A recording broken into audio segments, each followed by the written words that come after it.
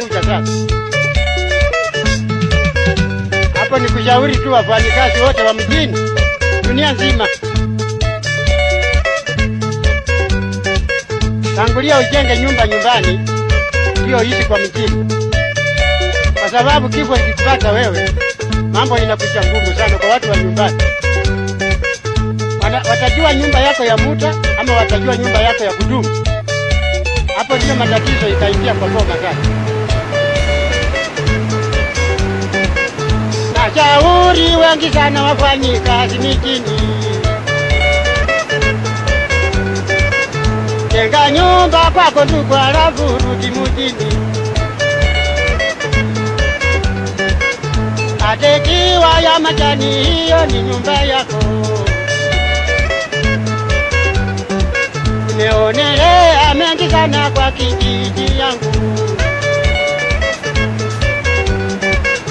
Wengi wao wameruka na ndege kuenda ng'ambo. Anajenga kule ng'ambo lakini kwake bure. Aibu kubwa. Aibu kubwa. Kwa watu wako wa nyumbani. Aibu kubwa. Waitakanu jenge ng'ambo lakini kwako bure. Maisha yote ya Mungu haijulikani.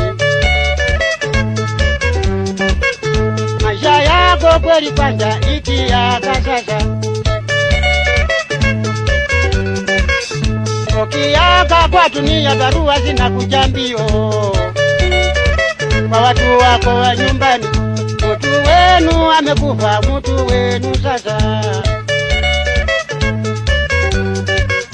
Marafiki wa mjini waganja mchango na kufanya keneza. Marafiki wetu sasa. Na wewe mwenyewe umejipamba kwa mojeri. Umeongoja keneza.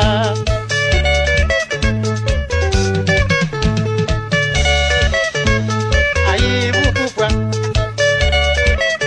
Kwa watu wa nyumbani wanaanja mbio sana kwa kujenga nyumba. Askari wako inzi zinaongoja wewe. Milolongo ya magari ya warafiki wako inakuja mbio sana kwa maombolezi. Wanafika kwako ndugu wanapata uko nje na hizi wasikari.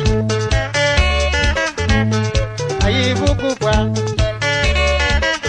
Jenga nyumba kwako. Iyo rudi mjini. Iyo rudi mjini.